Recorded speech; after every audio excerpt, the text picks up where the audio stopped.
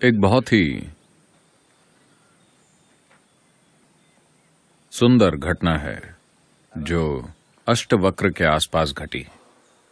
जब जनक महाराज को आत्मज्ञान प्राप्त हुआ, यह बहुत दुर्लभ है एक राजा का आत्मज्ञानी होना।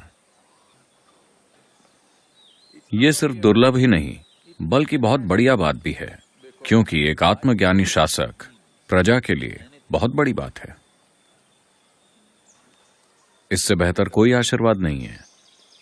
तो जब ऐसा हुआ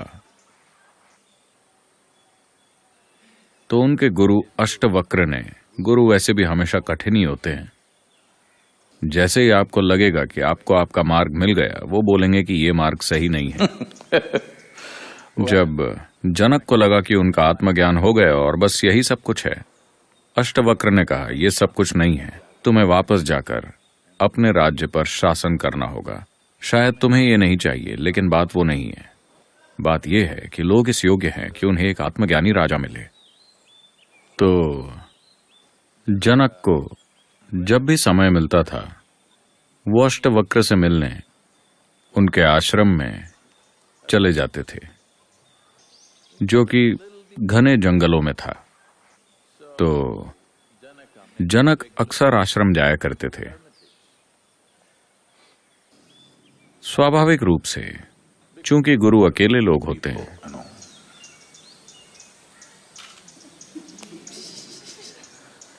क्योंकि आत्मज्ञानी साथी कहां खोजा जाए, ये बहुत मुश्किल है।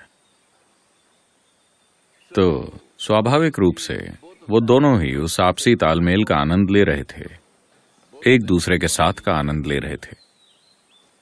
बाकी के सभी शिष्यों ने यह देखा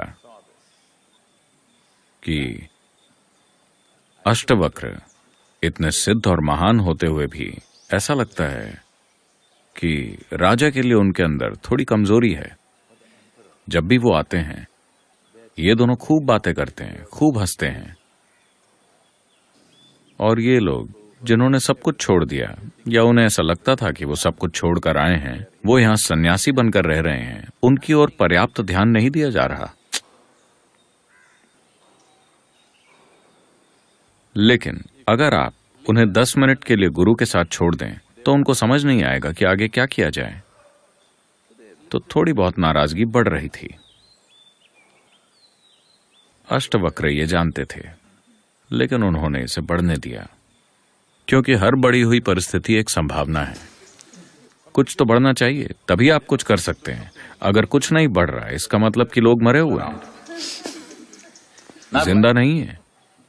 अगर जिंदा लोग होंगे तो कुछ तो बढ़ेगा, खुशी बढ़ेगी, प्यार बढ़ेगा, परमानंद बढ़ेगा, या कम से कम नाराजगी या नफरत या जलन, कुछ तो बढ़ना चाहिए। अगर कुछ बढ़ रहा है तो हम उनके साथ कुछ कर सकते हैं, कुछ भी नहीं तो उनके साथ क्या करें। तो उन्होंने इसे बढ़ने दिया, और फिर यह घटना हुई। एक दिन सत्संग में जनक भी आए और पीछे की ओर बैठे हुए थे। अष्टवक्र सत्संग के दौरान कुछ कह रहे थे, और अचानक एक सिपाही भागता हुआ आया और गुरु की तरफ देखे बिना वो राजा के पास दौड़ते हुए गया। उसने ऊंची आवाज में कहा, राजमहल में आग लग गई है, आपको अभी चलना होगा। जनक ने कहा, निकल जाओ यहां से। सत्संग में दौड़कर आने की तुम्हारी हिम्मत कैसे हुई? मेरे गुरु को प्रणाम किए बिना तुम यहां आए और चीखते हुए बेकार की बातें कर रहे हो, निकल जाओ यहां से। और अष्टवक्र ने सत्संग जारी रखा। जनक वहां बैठे रहे, महल जलता रहा। यहां किसी को चिंता नहीं है। वहां लोग जरूर चीख रहे होंगे, लेकिन यहां किसी को कोई चिंता नहीं है। फिर ये चलता रहा, और एक clap of the master event है, 3 दिन चलता है। जब तक आपके पैर सुन्न नहीं हो जाते, ये चलता रहता है।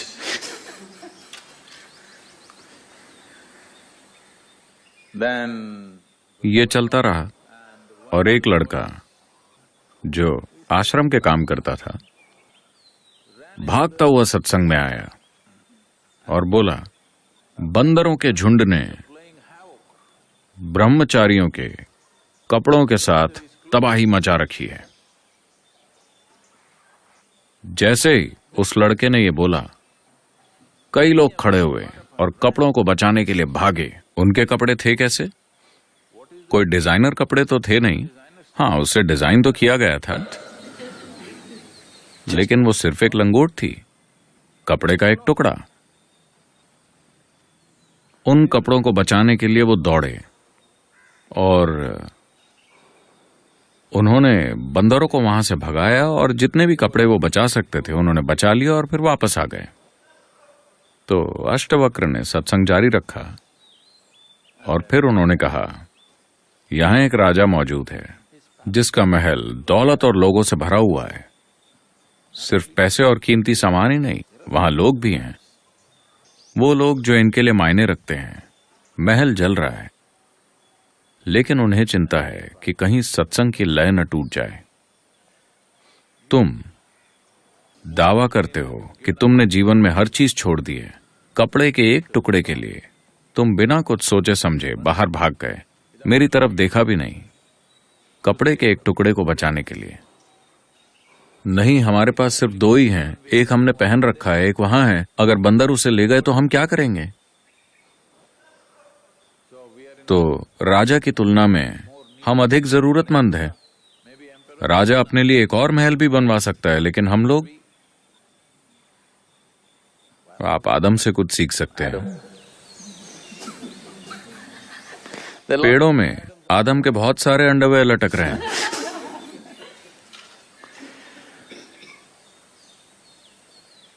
तो अष्टवक्र ने कहा, सवाल ये नहीं है कि आपके पास क्या है, बल्कि ये कि आपने उसे कैसे पकड़ रखा है। अगर आपके हाथों में एक राज्य भी है तो आप उसे भी एक खास तरीके से थाम सकते हैं।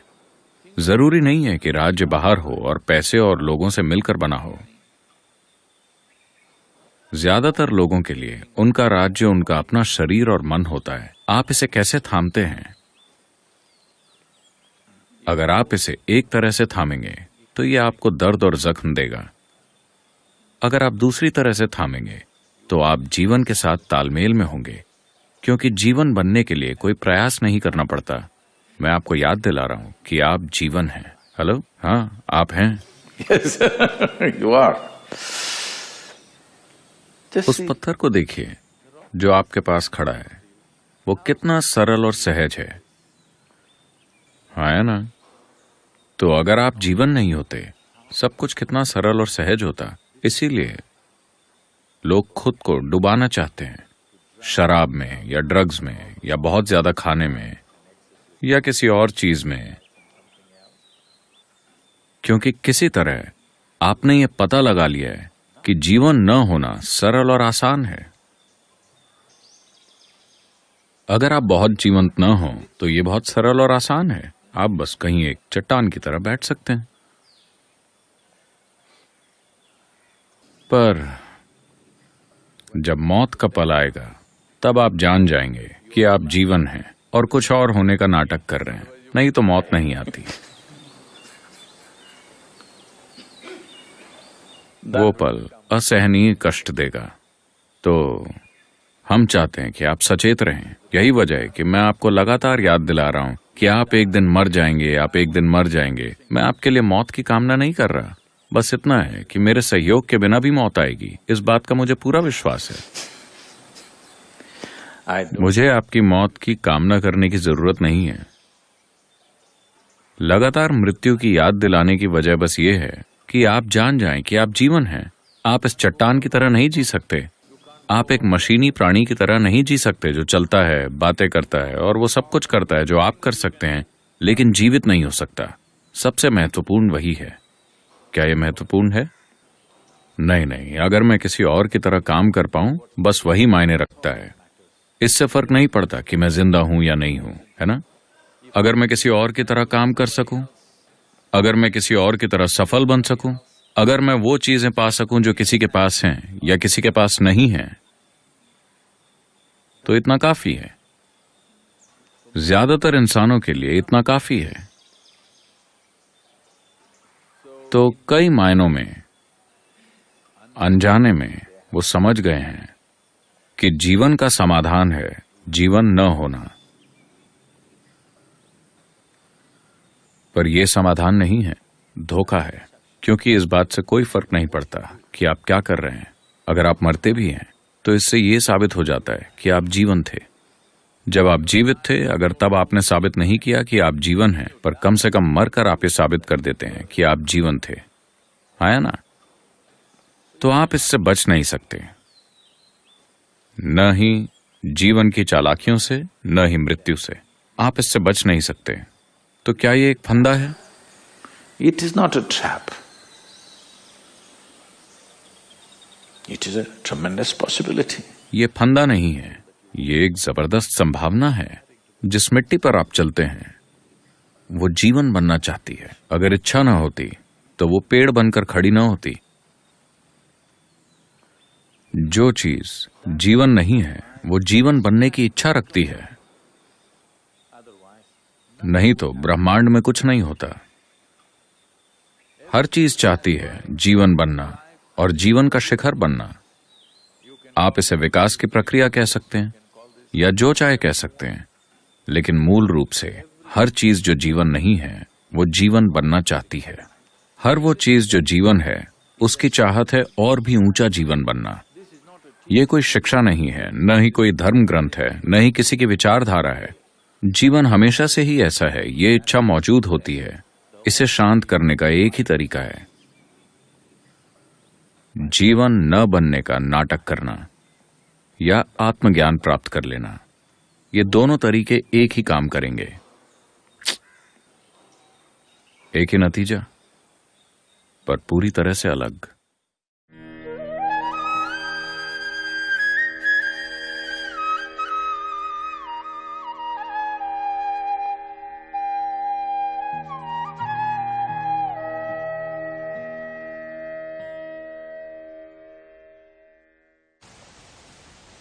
पर अष्टावक्र गीता जैसा शास्त्र नहीं।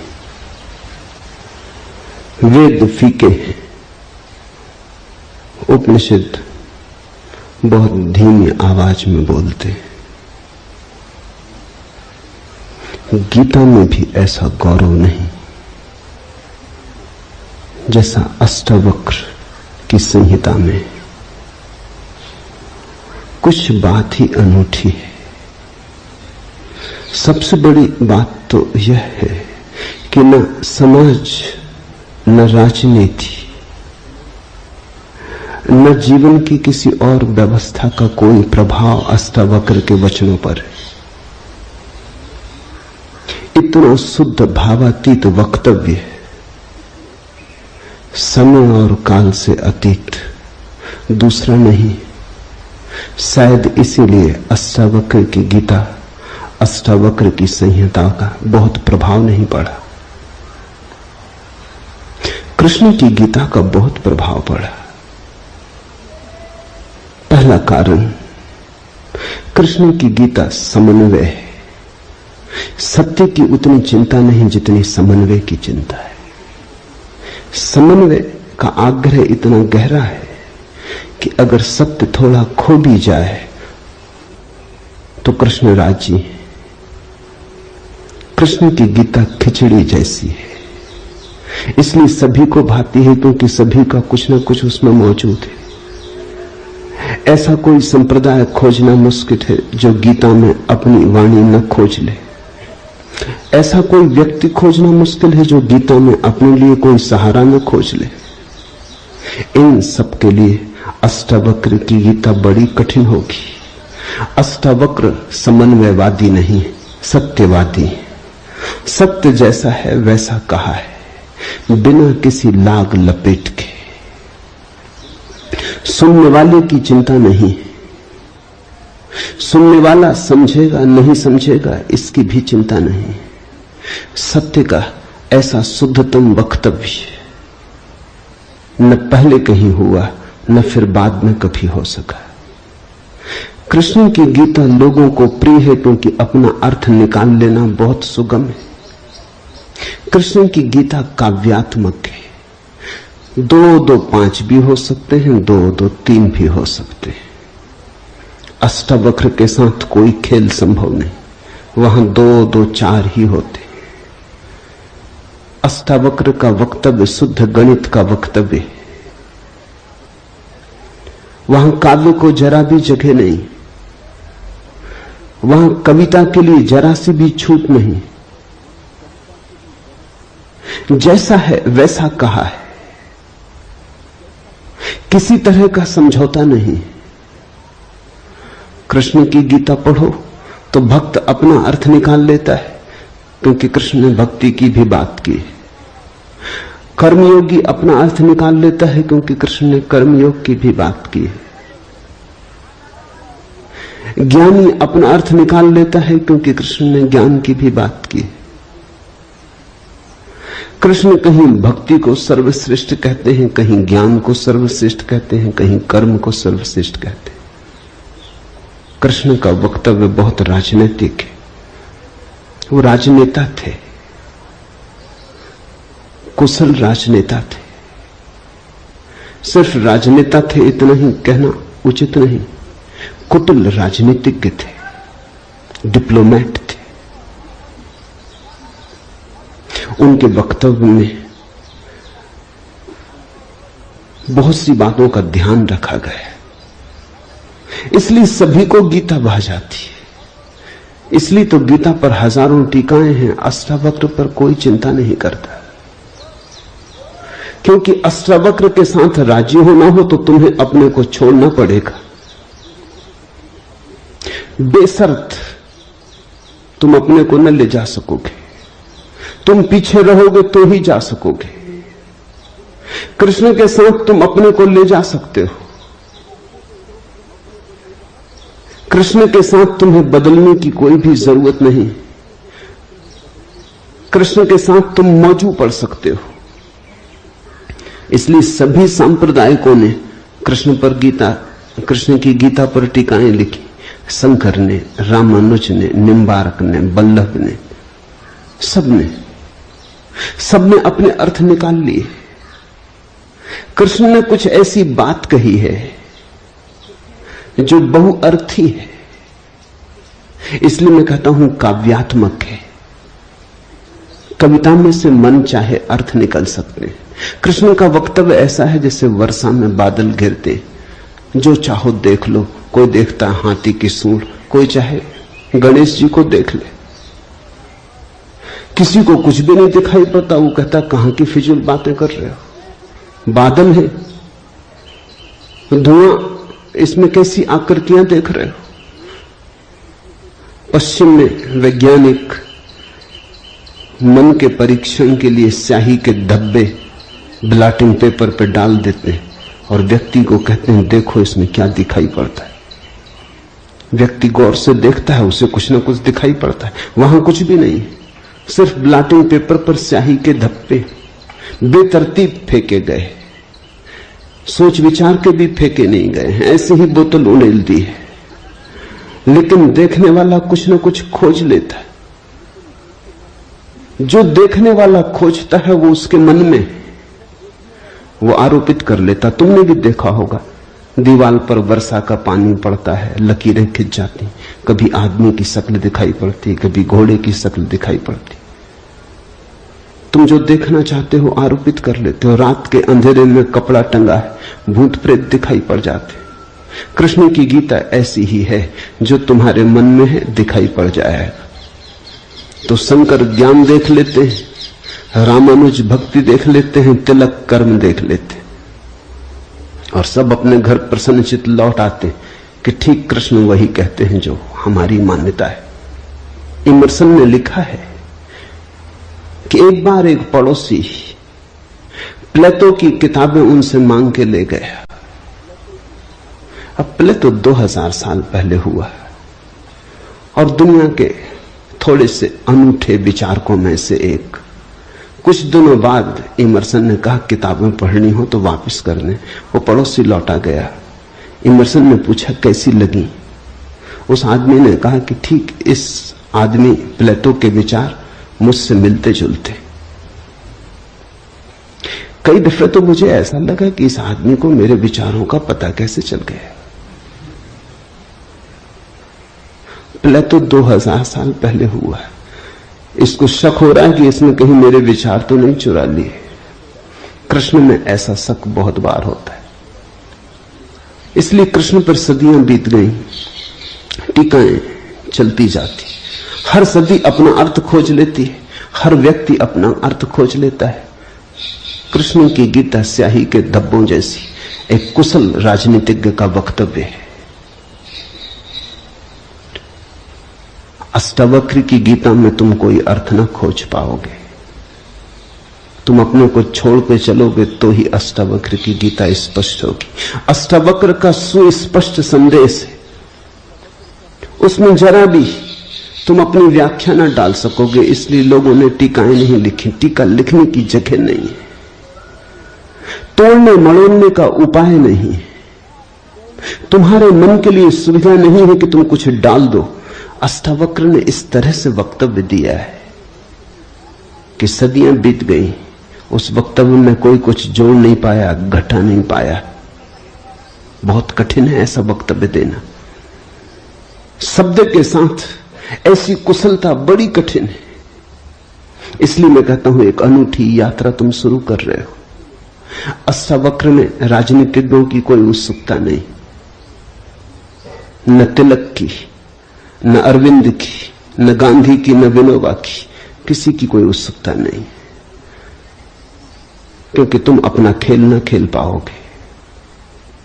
तिलक को उकसाना है देशभक्ति, उठाना है कर्म का ज्वार। कृष्ण की गीता सहयोगी बन जाती। कृष्ण हर किसी को कंधा देने को तैयार है। कोई भी चला लो गोली उनके कंधे पर रख के, वो राजी। कंधा उनका, पीछे छिपने की तुम्हें सुविधा है, और उनके पीछे से गोली चलाओ तो गोली भी बहुमूल्य मालूम पड़ती। अष्टावक्र किसी को कंधे पे हाथ भी नहीं रखने देते। इसलिए गांधी की कोई उत्सुकता नहीं, तिलक की कोई उत्सुकता नहीं, अरविंद विनोबा को कुछ लेना देना नहीं, क्योंकि तुम कुछ थोप ना सकोगे। राजनीति की सुविधा नहीं है। अष्टावक्र राजनीतिक पुरुष नहीं। ये पहली बात ख्याल में रख लेनी जरूरी है। ऐसा सुस्पष्ट खुले आकाश जैसा वक्तव्य जिसमें बादल है ही नहीं, तुम कोई आकृति देख ना पाओगे।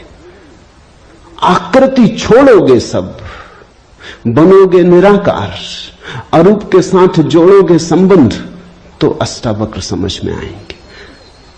अष्टावक्र समझना चाहो तो ध्यान की गहराई में उतरना होगा। कोई व्याख्या से काम होने वाला नहीं। और ध्यान के लिए भी अष्टावक्र नहीं कहते कि तुम बैठ के राम राम जपो। अष्टावक्र कहते हैं तुम कुछ भी करो वो ध्यान ना होगा। करता जहां है वहां ध्यान कैसा। जब तक करना है तब तक भ्रांति है, जब तक करने वाला मौजूद है तब तक अहंकार मौजूद है। अष्टावक्र कहते हैं साक्षी हो जाना है ध्यान। जहां करता छूट जाता तुम सिर्फ देखने वाले रह जाते। दृष्टा मात्र, दृष्टा मात्र हो जाने में ही दर्शन है, दृष्टा मात्र हो जाने में ही ध्यान है, दृष्टा मात्र हो जाने में ही ज्ञान है। इसके पहले कि हम सूत्र में उतरे, अष्टावक्र के संबंध में कुछ बातें समझ लेनी जरूरी है। ज्यादा पता नहीं, क्योंकि न तो वे सामाजिक पुरुष थे न राजनीतिक, तो इतिहास में कोई उल्लेख नहीं है। बस थोड़ी सी घटनाएं ज्ञात हैं, वो भी बड़ी अजीब, भरोसा करने योग्य नहीं, लेकिन समझोगे तो बड़े गहरे अर्थ खुलेंगे। पहली घटना अष्टावक्र पैदा हुए उसके पहले की, पीछे का तो कुछ पता नहीं। गर्भ की घटना, पिता बड़े पंडित, अष्टावक्र मां के गर्भ में। पिता रोज वेद का पाठ करते और अष्टावक्र गर्भ में सुनते। एक दिन अचानक गर्भ से आवाज आती कि रुको भी, ये सब बकवास है। ज्ञान इसमें कुछ भी नहीं, बस शब्दों का संग्रह। शास्त्र में ज्ञान कहां? ज्ञान स्वयं में है। शब्द में सत्य कहां? सत्य स्वयं में।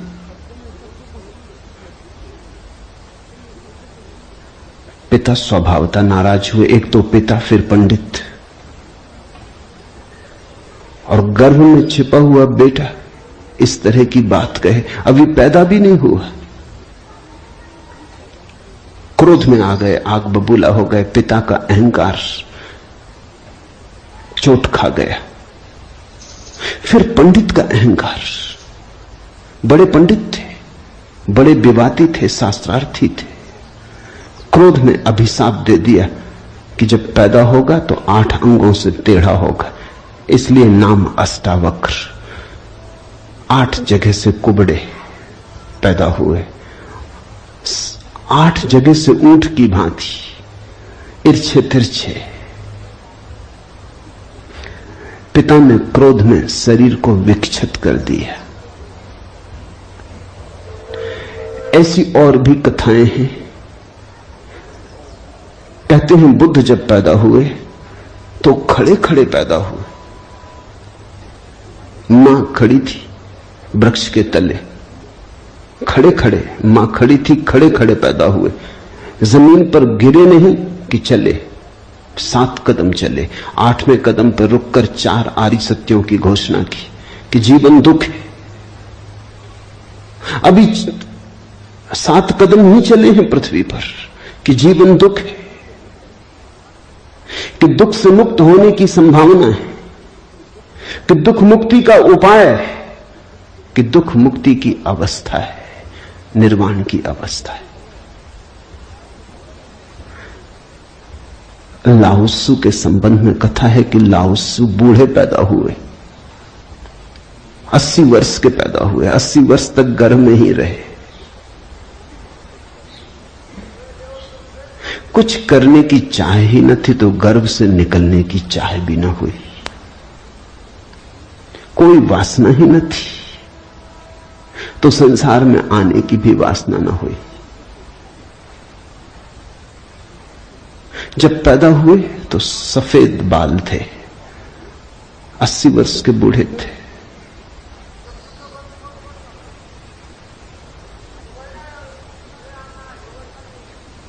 जरथुस्त्र के संबंध में कथा है कि जब जरथुस्त्र पैदा हुए तो पैदा होते से ही खिलखिला के हंसे, मगर इन सबको मात कर दिया अष्टावक्र ने। ये तो पैदा होने की बात है। अष्टावक्र ने अपना पूरा वक्तव्य दे दिया पैदा होने के पहले। ये कथाएं महत्वपूर्ण हैं।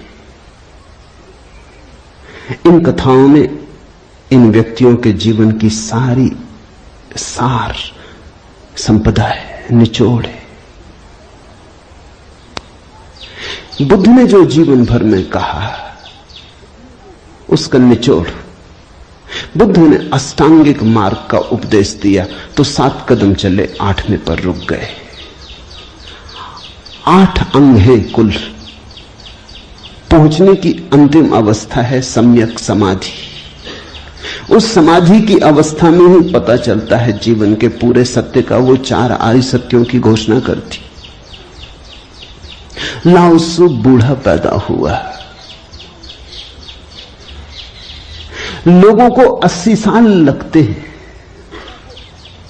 तब भी ऐसी समझ नहीं आ पाती। बूढ़े होकर भी लोग बुद्धिमान कहां हो पाते। बूढ़ा होना और बुद्धिमान होना पर्यायवाची तो नहीं। बाल तो धूप में भी पकाए जा सकते हैं। लाओ त्सु की कथा इतना ही कहती है कि अगर जीवन में त्वरा हो, तीव्रता हो, तो जो 80 साल में घटता है वो एक क्षण में घट सकता है। प्रज्ञा की तीव्रता हो तो एक क्षण में घट सकता है। बुद्धि मलिन हो तो 80 साल में भी कहां घटता है। जरथुस्त्र जन्म के साथ ही हंसे। जरथुस्त्र का धर्म अकेला धर्म है दुनिया में जिसको हंसता हुआ धर्म कह सकते। अति पार्थिव पृथ्वी का धर्म है। इसलिए तो पारसी दूसरे धार्मिकों को धार्मिक नहीं मालूम होते, नाचते गाते प्रसन्न। जरथुस्त्र का धर्म हंसता हुआ धर्म है, जीवन के स्वीकार का धर्म है, निषेध नहीं है, त्याग नहीं है। तुमने कोई पारसी साधु देखा? नंग धड़ंग खड़ा हो जाए, छोड़ दे, धूप में खड़ा हो जाए, धूनी रमा के बैठ जाए? नहीं, पारसी धर्म में जीवन को सताने, कष्ट देने की कोई व्यवस्था नहीं। जरथुस्त्र का सारा संदेश यही है कि जब हंसते हुए परमात्मा को पाया जा सकता है तो रोते हुए क्यों पाना। जब नाचते हुए पहुंच सकते हैं उस मंदिर तक तो नाहक कांटे क्यों बोने। जब फूलों के साथ जाना हो सकता है तो ये दुखवाद क्यों। इसलिए ठीक है, प्रतीक ठीक है कि जरथुस्त्र पैदा होते हंसे। इन कथाओं में इतिहास मत खोजना, ऐसा हुआ है ऐसा नहीं है, लेकिन इन कथाओं में एक बड़ा गहरा अर्थ है। तुम्हारे पास एक बीज पड़ा है, जब तुम बीज को देखते हो तो इससे पैदा होने वाले फूल की कोई भी तो खबर नहीं मिलती। ये क्या हो सकता है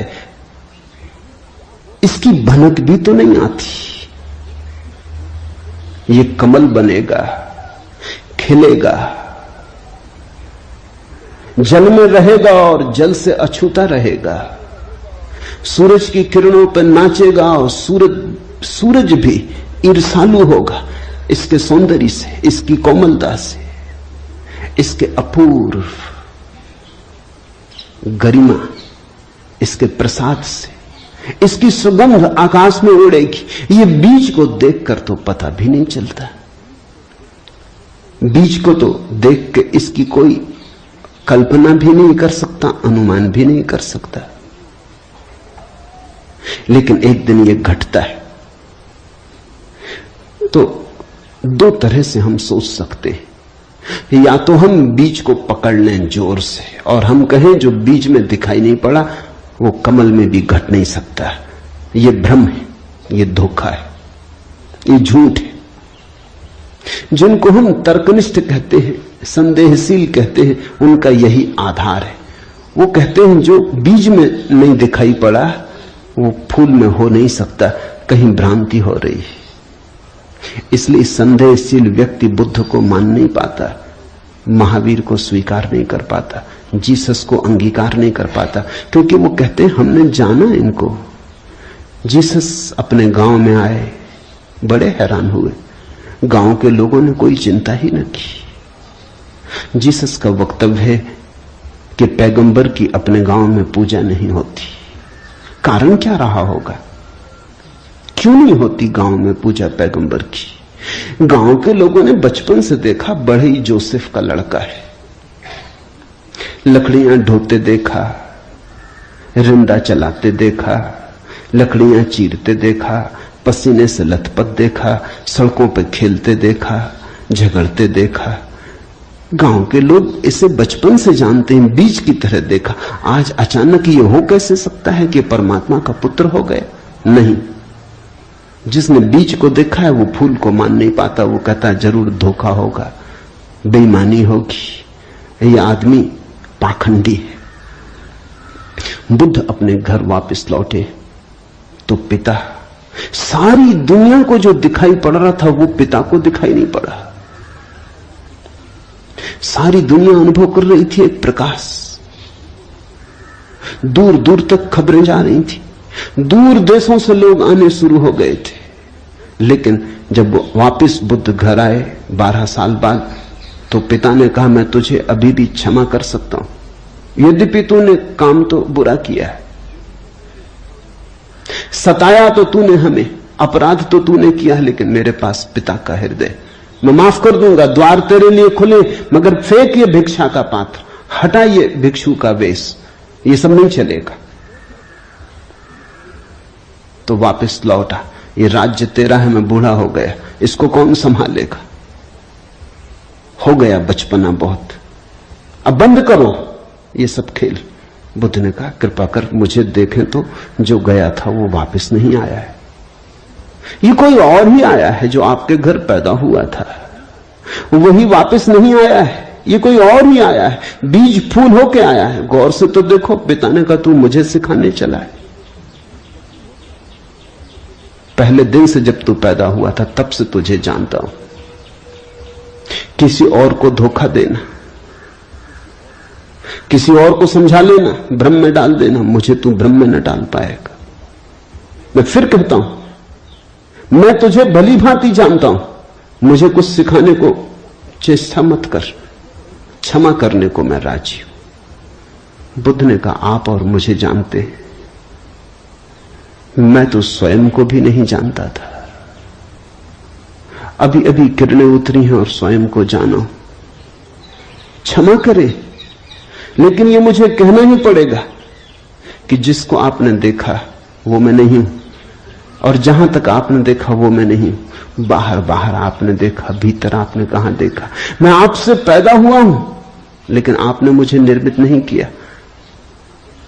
मैं आपसे आया हूं जैसे एक रास्ते से कोई राहगीर आता है, लेकिन रास्ता और राहगीर का क्या लेना देना।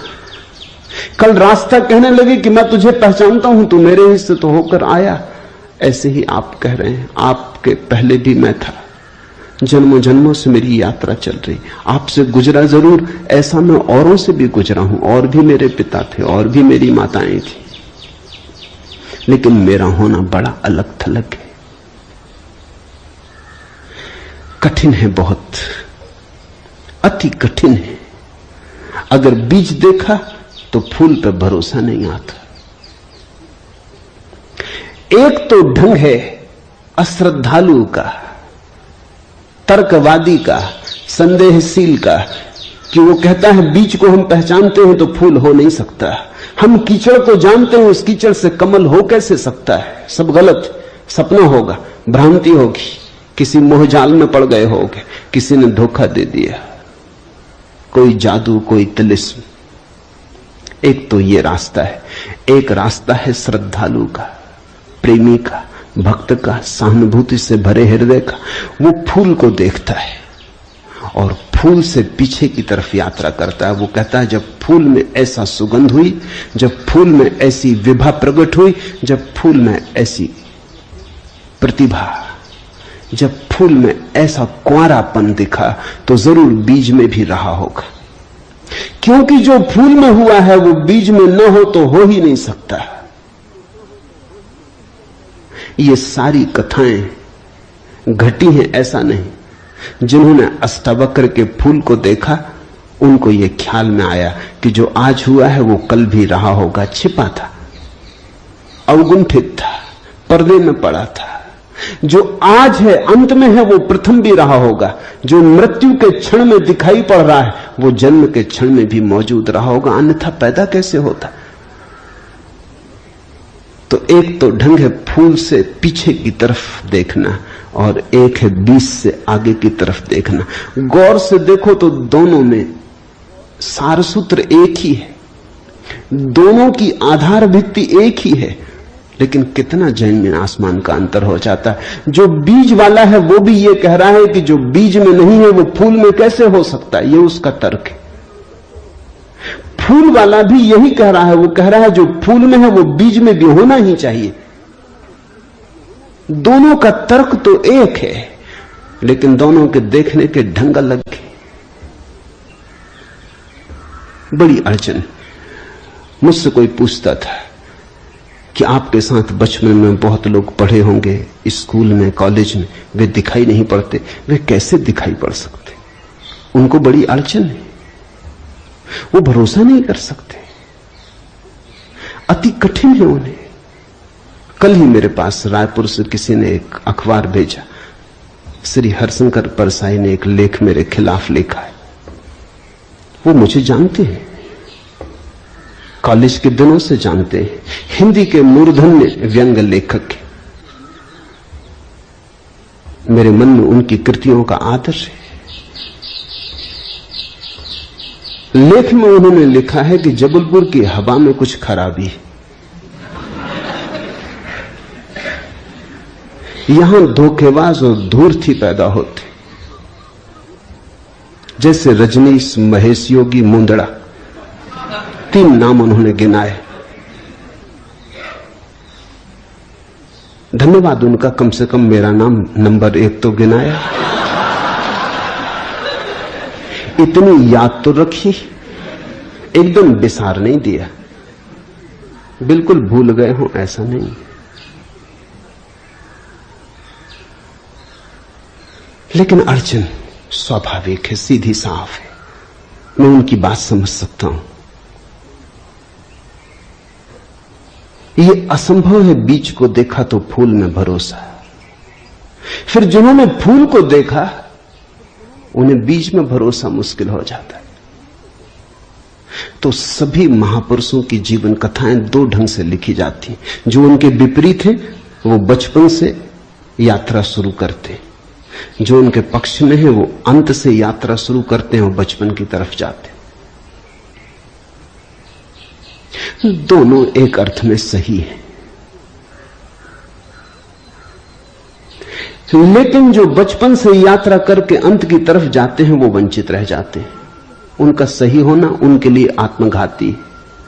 जो अंत से यात्रा करते हैं वो पीछे की तरफ जाते हैं, वो धन्यभागी हैं, क्योंकि बहुत कुछ उन्हें अनायास मिल जाता है जो कि पहले तर्कवादियों को नहीं मिल पाता। अब न केवल मैं गलत मालूम होता हूं, मेरे कारण जबलपुर तक की हवा उनको गलत मालूम होती। कुछ भूल हवा पानी में होनी चाहिए। यदि मैं उनको कहना चाहूंगा जबलपुर को कोई हक नहीं है मेरे संबंध में हवा पानी को अच्छा या खराब तय करने का। जबलपुर से मेरा कोई बहुत नाता नहीं है, थोड़े दिन वहां था, महेश योगी भी थोड़े दिन वहां थे, उनका भी कोई नाता नहीं। हम दोनों का नाता किसी और जगह से है। उस जगह के लोग इतने सोए हैं कि उन्हें अभी खबर ही नहीं है। महेश योगी और मेरा जन्म पास ही पास हुआ, दोनों गाडरवाड़ा के आसपास पैदा हुए। उनका जन्म चिचली में हुआ, मेरा जन्म कुचवाड़े में हुआ। अगर हवा पानी खराब है तो वहां का होगा। इसका दुख गाडरवाड़ा को होना चाहिए, कभी होगा, या सुख। जबलपुर को इसमें बीच में आना नहीं चाहिए। लेकिन मन कैसे तर्क रचता है। अब जो अष्टावक्र की कथा को देखेगा वो सुनते से ही कह देगा गलत, असंभव। ये तो कथा जिन्होंने लिखी है उनको भी पता है कि कहीं कोई गर्व से बोलता है।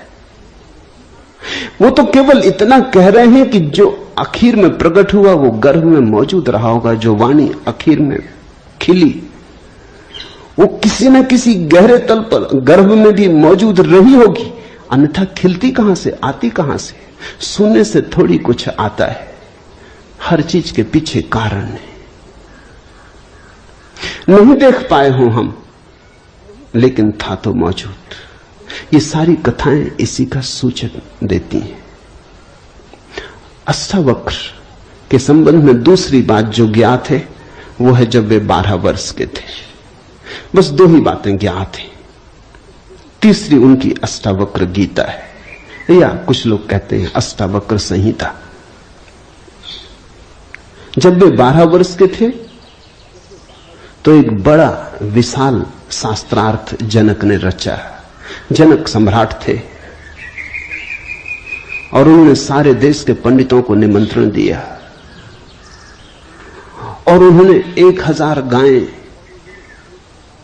राजमहल के द्वार पर खड़ी कर दी और उन्होंने गायों के सींगों पर सोना मढ़ दिया और हीरे जवाहरात लटका दिए और कहा जो भी विजेता होगा वो इन गांवों को हाँक के ले जाए। बड़ा विवाद हुआ। अष्टावक्र के पिता भी उस विवाद में गए। खबर आई सांझ होते होते कि पिता हार रहे हैं। सबसे तो जीत चुके थे, वंदन नाम के एक पंडित से हारे जा रहे हैं। ये खबर सुन के अष्टावक्र भी राजमहल पहुंच गया। सभा सजी थी। विवाद अपनी आखिरी चरम अवस्था में था। निर्णायक घड़ी करीब आती थी। पिता के हारने की स्थिति बिल्कुल पूरी तय हो चुकी थी। अब हारे तब हारे की अवस्था थी। अष्टावक्र दरबार में भीतर चला गया। पंडितों ने उसे देखा। महापंडित इकट्ठे थे। उसका 8 अंगों से टेढ़ा मेढ़ा शरीर, वो चलता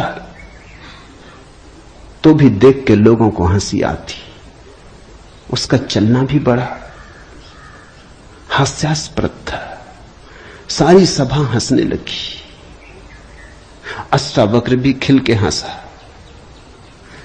जनक ने पूछा, और सब हंसते हैं वो तो मैं समझ गया क्यों हंसते, लेकिन बेटे तू क्यों हंसा?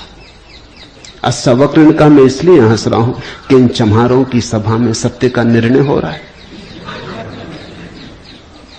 बड़ा आदमी अनूठा रहा होगा। ये चम्हार यहां क्या कर रहे हैं? सन्नाटा छा गया। चम्हार? सम्राट ने पूछा, तेरा मतलब? उसने कहा, सीधी सी बात है, इनको चमड़ी ही दिखाई पड़ती, मैं नहीं दिखाई पड़ता। मुझसे सीधा साधा आदमी खोजना मुश्किल है, वो तो इनको दिखाई ही नहीं पड़ता। इनको आड़ा टेढ़ा शरीर दिखाई पड़ता है। ये चम्हार है, ये चमड़ी के पारखी। राजन, मंदिर के टेढ़े होने से कहीं आकाश टेढ़ा होता है?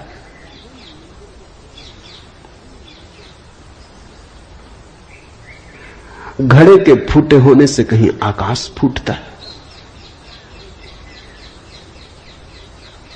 आकाश तो निर्विकार है। मेरा शरीर टेढ़ा मेढ़ा है, लेकिन मैं तो नहीं। ये जो भीतर बसा है इसकी तरफ तो देखो। इससे तुम सीधा साधा और कुछ खोज ना सकोगे।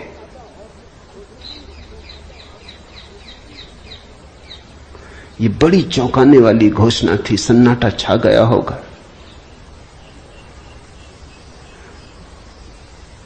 जनक प्रभावित हुआ,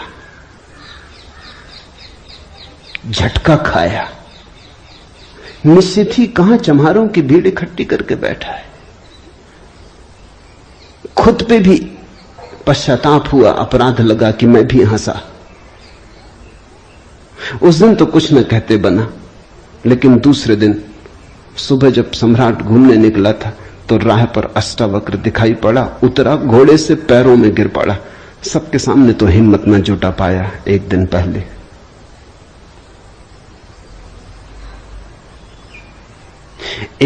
पहले तो कहा था, बेटे तू क्यों हंसता है?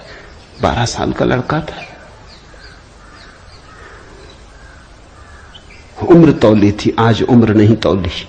आज घोड़े से उतर गया, पैर पर गिर पड़ा, साष्टांग दंडवत, और कहा, पधारें राजमहल, मेरी जिज्ञासाओं का समाधान करें। हे प्रभु, आए मेरे घर। बात मेरी समझ में आ गई। रात भर में सो ना सका। ठीक ही कहा, शरीर को ही जो पहचानते हैं उनकी पहचान गहरी कहां। आत्मा के संबंध में विवाद कर रहे हैं और अभी भी शरीर में रस और विरस पैदा होता है, घृणा, आकर्षण पैदा होता है। मर्त्य को देख रहे हैं, अमृत की चर्चा करते हैं। धन्य भाग मेरे कि आप आए और मुझे चौंकाया, मेरी नींद तोड़ दी। अब पधारो। राजमहल में उसने बड़ी सजावट कर रखी थी। स्वर्ण सिंहासन पर बिठाया था इस 12 साल के अष्टावक्र को और उससे जिज्ञासा की। पहला सूत्र जनक की जिज्ञासा है।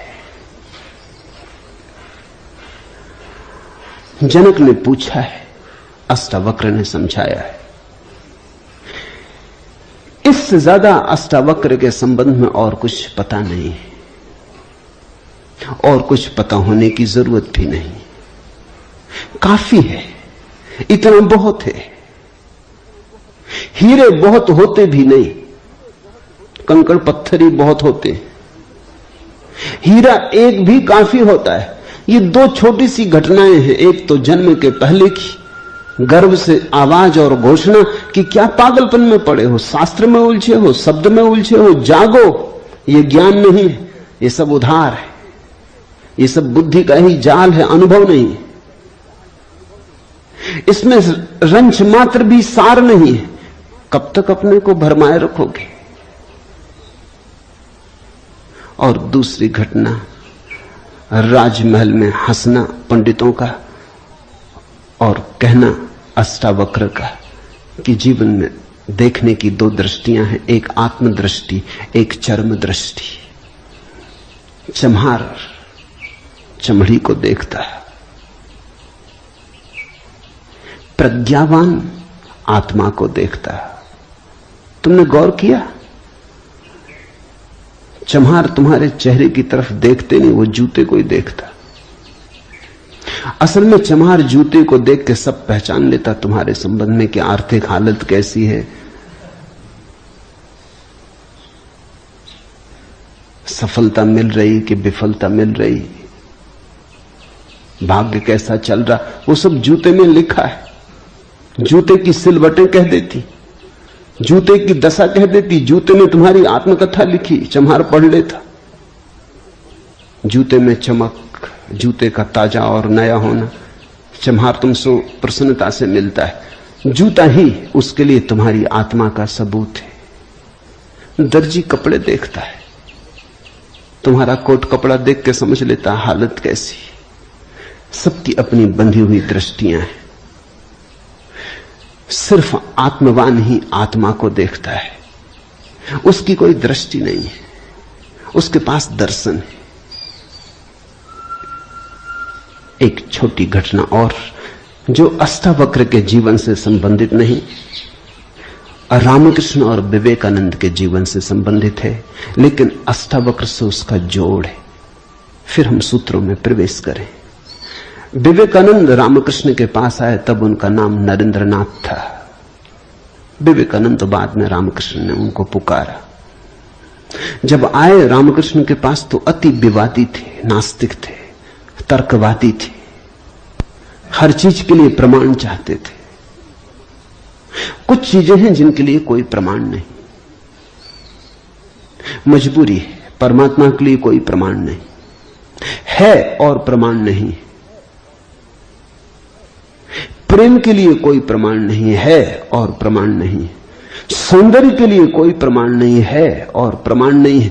अगर मैं कहूं देखो ये खजूरेना के वृक्ष कैसे सुंदर, और तुम कहो हमें तो कोई सौंदर्य दिखाई नहीं पड़ता, वृक्ष जैसे वृक्ष, सिद्ध करें मुश्किल हो जाएगी। कैसे सिद्ध करें कि सुंदर है? सुंदर होने के लिए सौंदर्य की परख चाहिए और तो कोई उपाय नहीं, आंख चाहिए और तो कोई उपाय नहीं। कहते हैं मजनू ने कहा कि लैला को जानना हो तो मजनू की आंख चाहिए। ठीक कहा, लैला को देखने का और कोई उपाय ही नहीं। मजनू को बुलाया था उसके गांव के राजा ने और कहा था तू पागल है, मैं तेरी लैला को जानता हूं, साधारण सी लड़की है, काली कलूटी, कुछ खास नहीं, तुझ पे मुझे दया आती। ये मेरे राजमहल की 12 लड़कियां खड़ी, ये इस देश की सुंदरतम स्त्रियां, इनमें से तू कोई भी चुन ले, ये तुझे रोते देख के मेरा भी प्राण रोता है। उसने देखा और उसने कहा इनमें तो लैला कोई भी नहीं, ये तो लैला के मुकाबले तो दूर, उसके चरण की धूल भी नहीं। सम्राट कहने लगा मजनू तू पागल है। मजनू ने कहा यह हो सकता है, लेकिन एक बात आपसे कहना चाहता हूं, लैला को देखना हो तो मजनू की आंख चाहिए।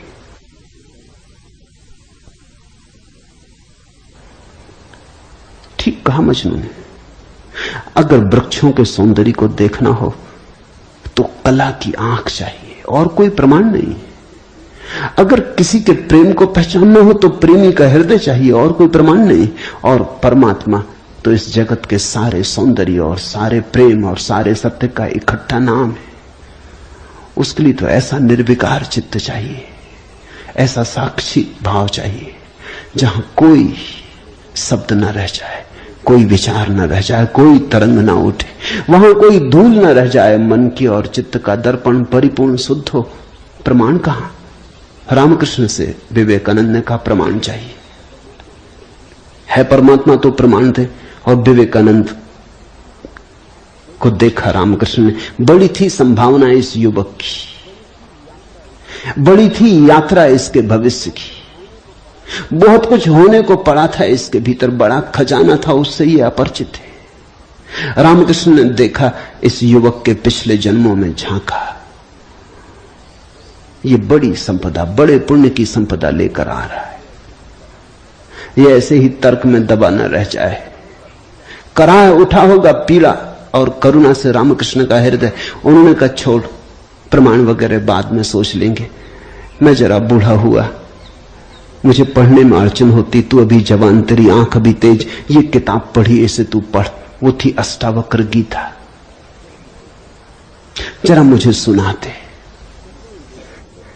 कहते हैं विवेकानंद को इसमें तो कुछ अड़चन न मालूम पड़ी। यह आदमी कुछ ऐसी तो कोई खास बात नहीं मांग रहा है। 2-4 सूत्र पढ़े और एक घबराहट, और रोआ रोआ कपने लगा। और विवेकानंद ने कहा मुझसे नहीं पढ़ा जाता।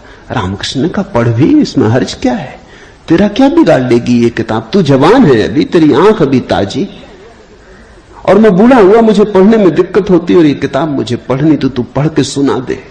कहते उस किताब को सुनाते सुनाते ही विवेकानंद डूब गए। रामकृष्ण ने देखा इस व्यक्ति के भीतर बड़ी संभावना है, बड़ी शुद्ध संभावना है,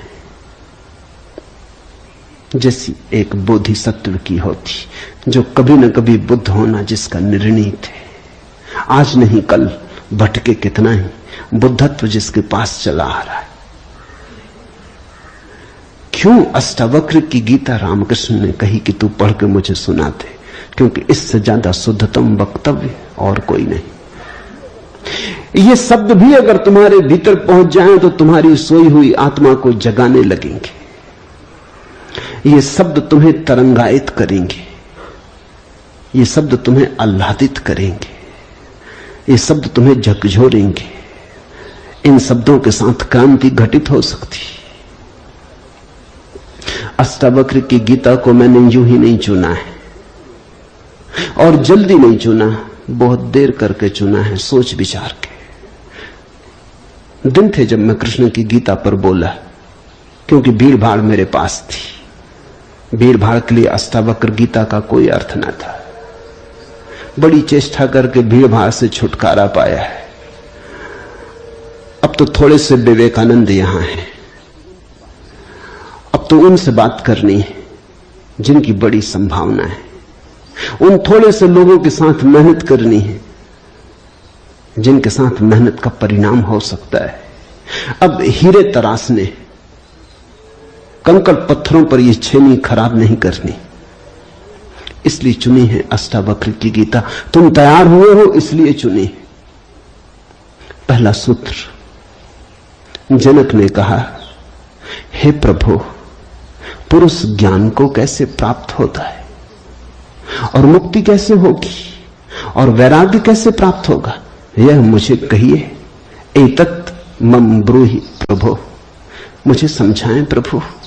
12 साल के लड़के से सम्राट जनक का कहना, हे प्रभु, भगवान मुझे समझाएं। एतत् मम ब्रूहि, मुझे ना समझ को कुछ समझ दें, मुझे अज्ञानी को जगाएं। 3 प्रश्न पूछे हैं। कथम ज्ञानम, कैसे होगा ज्ञान? साधारणता तो हम सोचेंगे कि ये भी कोई पूछने की बात है, किताबों में भरा पड़ा है। जनक भी जानता था किताबों में भरा पड़ा है वो ज्ञान नहीं, वो केवल ज्ञान की धूल है, राख है। ज्ञान की ज्योति जब जलती है तो पीछे राख छूट जाती, राख इकट्ठी होती चली जाती, शास्त्र बन जाती। वेद राख है। कभी जलते हुए अंगारे थे, ऋषियों ने उन्हें अपनी आत्मा में जलाया था, फिर राख रह गए। फिर राख संयोजित की जाती, संग्रहित की जाती, सुव्यवस्थित की जाती। जैसे जब आदमी मर जाता है तो हम उसकी राख इकट्ठी कर लेते हैं, उसको फूल कहते हैं। बड़े मजेदार लोग हैं जिंदगी में जिसको फूल नहीं कहा। उसकी हड्डी वड्डियां इकट्ठी कर लाते हैं, कहते फूल संजोला है, फिर संभाल कर रखते हैं, मंजूसा बनाते हैं। जिसको जिंदगी में कभी फूल का आदर नहीं दिया, जिसको जिंदगी में कभी फूल की तरह देखा नहीं, जब मर जाता है आदमी पागल है, तब उसकी हड्डी को, राख को फूल कहते। ऐसे ही जब कोई बुद्ध जीवित होता है तब तुम सुनते नहीं। जब कोई महावीर तुम्हारे बीच से गुजरता है तब तुम नाराज होते हो। लगता है यह आदमी तुम्हारे सपने तोड़ रहा है या तुम्हारी नींद में दखल डाल रहा है। ये कोई जगाने का वक्त है? अभी अभी तो सपना आना शुरू हुआ था, अभी अभी तो जरा जीतना शुरू किया था जिंदगी में, अभी अभी तो दांव ठीक लगने लगे थे, तीर ठीक ठीक जगह पड़ने लगा था, और ये सज्जन आ गए, ये कहते हैं सब आसार है। अभी अभी तो चुनाव जीते थे, पद पे पहुंचने का रास्ता बना था, और ये महापुरुष आ गए, ये कहते हैं ये सब सपना है, इसमें कुछ सार नहीं, मौत आएगी सब छीन लेगी। और छोड़ो भी, जब मौत आएगी तब देखेंगे, बीच में तो इस तरह की बातें मत उठाओ। लेकिन जब महावीर मर जाते, बुद्ध मर जाते, तब उनकी राख को हम इकट्ठी कर लेते हैं, फिर हम धम्मपद बनाते, वेद बनाते, फिर हम पूजा के फूल चढ़ाते। जनक भी जानता था कि शास्त्रों में सूचनाएं भरी पड़ी, लेकिन उसने पूछा कथम ज्ञानम, कैसे होगा ज्ञान? क्योंकि कितना ही जान लो ज्ञान तो होता ही नहीं। जानते जाओ, शास्त्र कंठस्थ कर लो, तोते बन जाओ, एक एक सूत्र याद हो जाए, पूरे वेद स्मृति में छप जाएं, फिर भी ज्ञान तो होता नहीं। कथम ज्ञानम, कैसे होता ज्ञान? कथम मुक्ति, मुक्ति कैसे होगी? क्योंकि जिसको तुम ज्ञान कहते हो वो तो बांध लेता उल्टे, मुक्त कहां करता। ज्ञान तो वही है जो मुक्त करे। जीसस ने कहा है सत्य वही है जो मुक्त करे,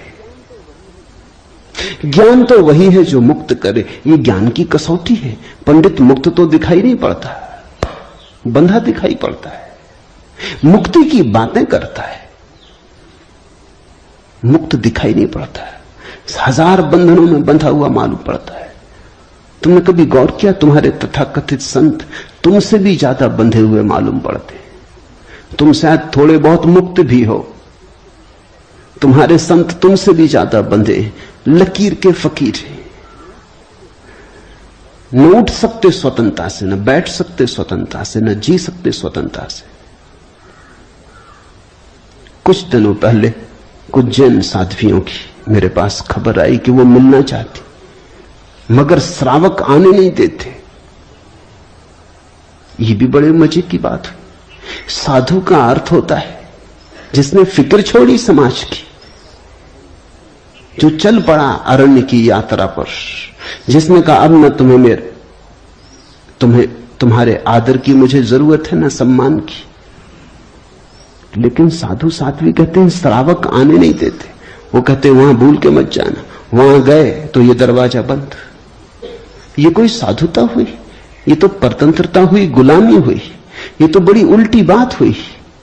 ये तो ऐसा हुआ कि साधु श्रावक को बदले, उसकी जगह श्रावक साधु को बदल रहा है।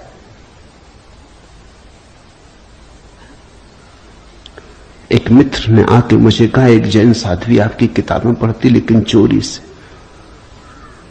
टेप भी सुनना चाहती लेकिन चोरी से, और अगर कभी किसी के सामने आपका नाम भी ले दो तो वो इस तरह हो जाती जैसे उसने कभी आपका नाम सुना ही नहीं। ये मुक्ति हुई। जनक ने पूछा, कथम मुक्ति, कैसे होती मुक्ति, क्या है मुक्ति? उस ज्ञान को मुझे समझाएं जो मुक्त कर देता है। स्वतंत्रता मनुष्य की सबसे महत्वपूर्ण आकांक्षा है। सब पालो लेकिन गुलामी अगर रही तो छिदती है। सब मिल जाए, स्वतंत्रता न मिले तो कुछ भी नहीं मिला। मनुष्य चाहता है खुला आकाश, कोई सीमा ना हो। वो मनुष्य की अंतरतम निगूढ़तम आकांक्षा है, जहां कोई सीमा ना हो, कोई बाधा ना हो। इसी को परमात्मा होने की आकांक्षा कहो, मोक्ष की आकांक्षा कहो। हमने ठीक शब्द चुना है, मोक्ष। दुनिया की किसी भाषा में ऐसा प्यारा शब्द नहीं। स्वर्ग, फिरदौस, इस तरह के शब्द हैं, लेकिन उन शब्दों में मोक्ष की कोई धुन नहीं है। मोक्ष का संगीत ही अनूठा है। उसका अर्थ ही केवल इतना है, ऐसी परम स्वतंत्रता जिस पर कोई बाधा नहीं है। स्वतंत्रता इतनी शुद्ध कि जिस पे कोई सीमा नहीं। पूछा जनक ने, कैसे होगी मुक्ति और कैसे होगा वैराग्य? हे प्रभु, मुझे समझाकर कहिए। अष्टावक्र ने गौर से देखा होगा जनक की तरफ, क्योंकि गुरु के लिए वही पहला काम है कि जब कोई जिज्ञासा करे तो वो गौर से देखे जिज्ञासा किस स्रोत से आती, पूछने वाले ने क्यों पूछा है। उत्तर तो तभी सार्थक हो सकता है जब प्रश्न क्यों किया गया है वो समझ में आ जाए, वो साफ हो जाए। ध्यान रखना, सद्ज्ञान को उपलब्ध व्यक्ति, सद्गुरु तुम्हारे प्रश्न का उत्तर नहीं देता, तुम्हें उत्तर देता है। तुम क्या पूछते हो इसकी फिक्र कम है, तुमने क्यों पूछा है, तुम्हारे पूछने के पीछे अंतर चेतन में छिपा हुआ जाल क्या है, तुम्हारे प्रश्नों की आड़ में वस्तुतः कौन सी आकांक्षा छिपी है।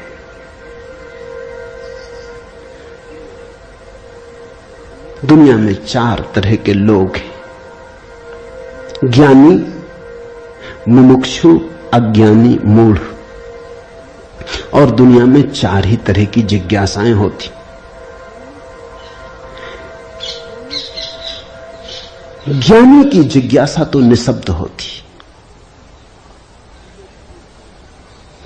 कहना चाहिए ज्ञानी की जिज्ञासा तो जिज्ञासा होती ही नहीं। जान लिया, जानने को कुछ बचा नहीं,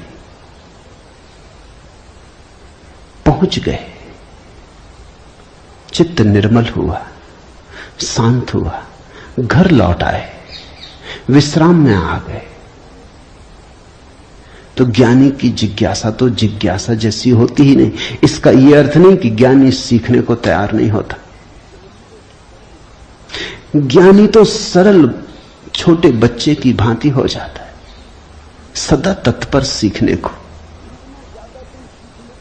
जितना ज्यादा तुम सीख लेते हो उतनी ही सीखने की तत्परता बढ़ जाती। जितने तुम सरल और निष्कपट होते चले जाते हो उतने ही सीखने के लिए तुम खुल जाते हो। आए हवाएं तुम्हारे द्वार खुले पाती, आए सूरज तुम्हारे द्वार पर दस्तक नहीं देनी पड़ती, आए परमात्मा तुम्हें सदा तत्पर पाता है। ज्ञानी ज्ञान को संग्रहित नहीं करता, ज्ञानी सिर्फ ज्ञान की क्षमता को उपलब्ध होता है। इस बात को ठीक से समझ लेना, क्योंकि पीछे ये काम पड़ेगी। ज्ञानी का केवल इतना ही अर्थ है कि जो जानने के लिए बिल्कुल खुला है, जिसका कोई पक्षपात नहीं, जानने के लिए जिसके पास कोई पर्दा नहीं, जिसके पास जानने के लिए कोई पूर्व नियोजित योजना ढांचा नहीं, ज्ञानी का अर्थ है ध्यानी, जो ध्यानपूर्ण है।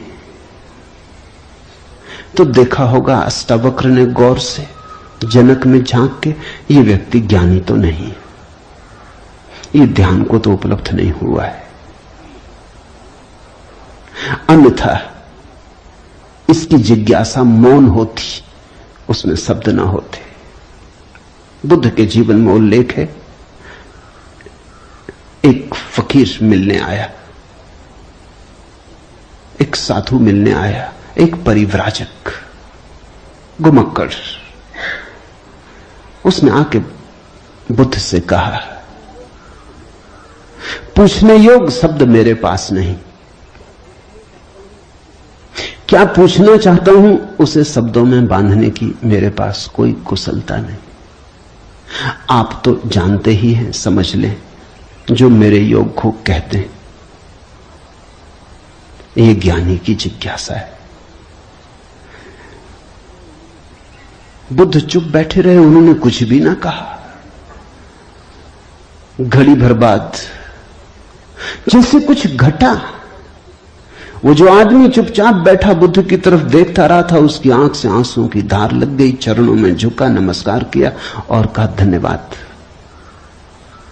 खूब धन्यभागी हूं, जो लेने आया था आपने दिया। वो उठ के चला भी गया, उसके चेहरे पे अपूर्व आभा थी, वो नाचता हुआ गया। बुद्ध के आसपास के शिष्य बड़े हैरान हुए। आनंद ने पूछा, बनते भगवान, पहेली हो गई। पहले तो याद नहीं, कहता है कि मुझे पता नहीं कैसे पूछूं, पता नहीं किन शब्दों में पूछूं, ये भी पता नहीं क्या पूछने आया हूं। फिर आप तो जानते ही हैं सब, देख लें, मुझे जो मेरे लिए जरूरी हो कह दें। पहले तो ये आदमी ही जरा पहेली था, ये कोई ढंग हुआ पूछने का। और जब तुम्हें यही पता नहीं कि क्या पूछना, तो पूछना ही क्यों? पूछना क्या? खूब रही। फिर यही बात खत्म ना हुई, आप चुप बैठे सो चुप बैठे रह गए। आपको ऐसा कभी मौन देखा नहीं? कोई पूछता तो आप उत्तर देते। कभी कभी तो ऐसा होता कोई नहीं भी पूछता तो भी आप उत्तर देते। आपकी करुणा सदा बहती रहती। क्या हुआ अचानक कि आप चुप रह गए और आंख बंद हो गई?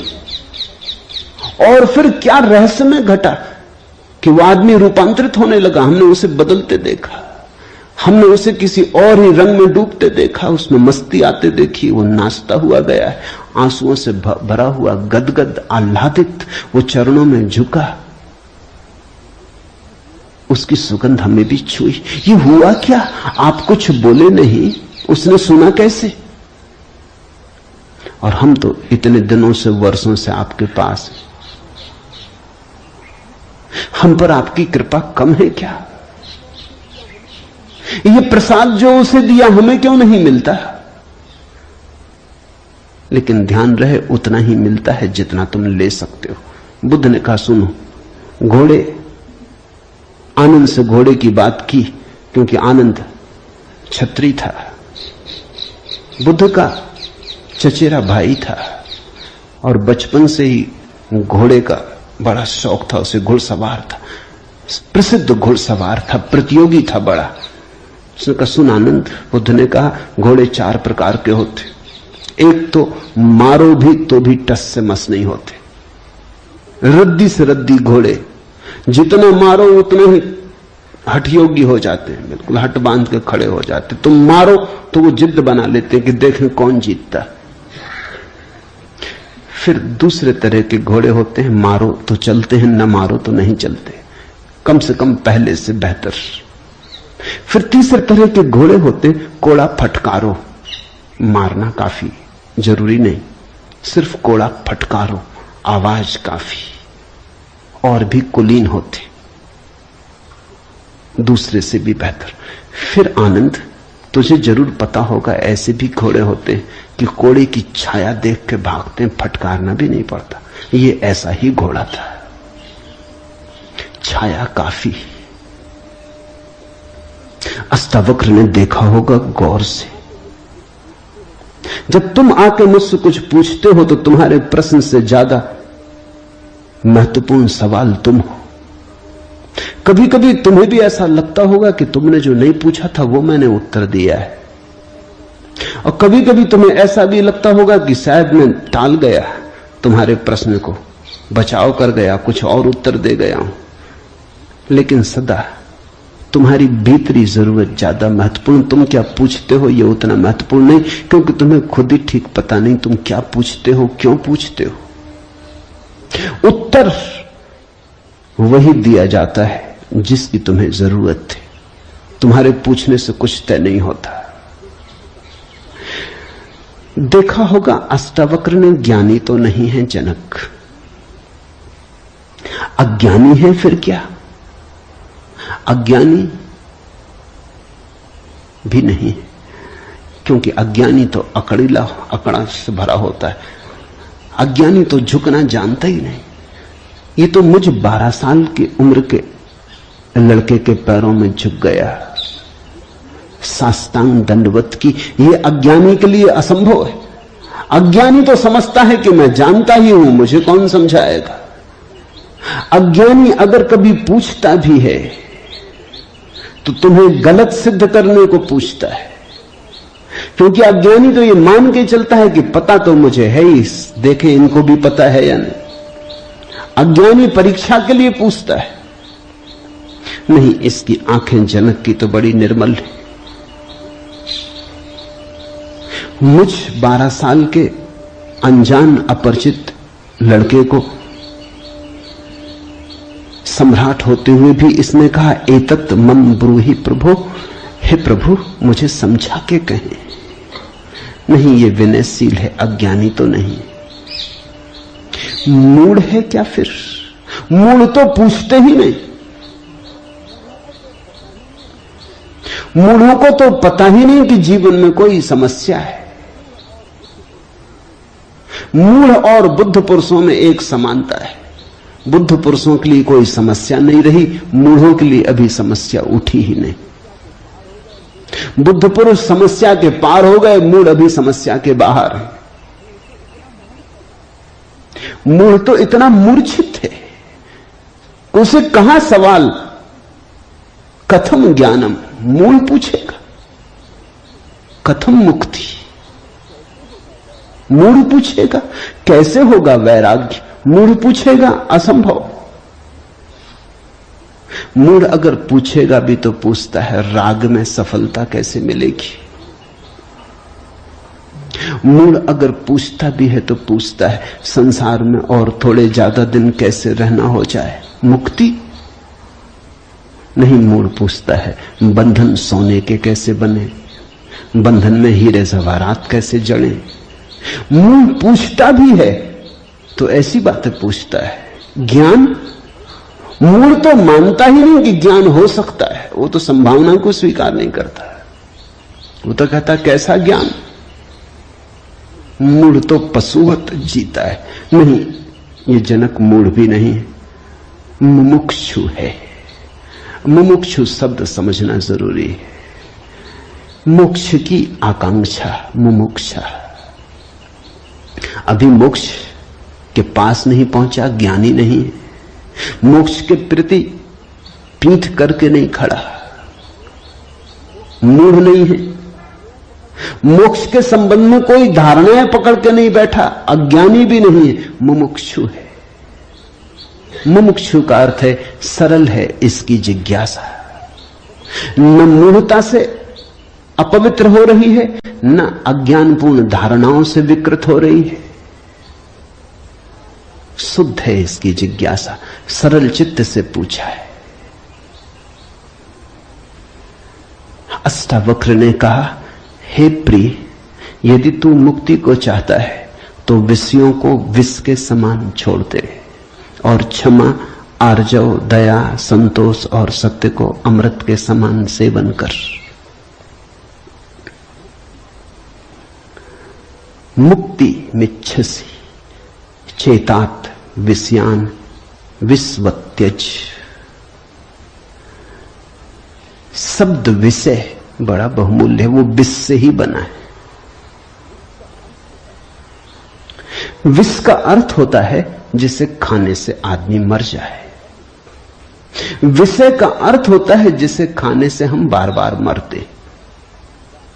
बार बार भोग, बार बार भोजन, बार बार महत्वाकांक्षा, ईर्ष्या, क्रोध, जलन, बार बार इन्हीं को खा खा के तो हम मरे।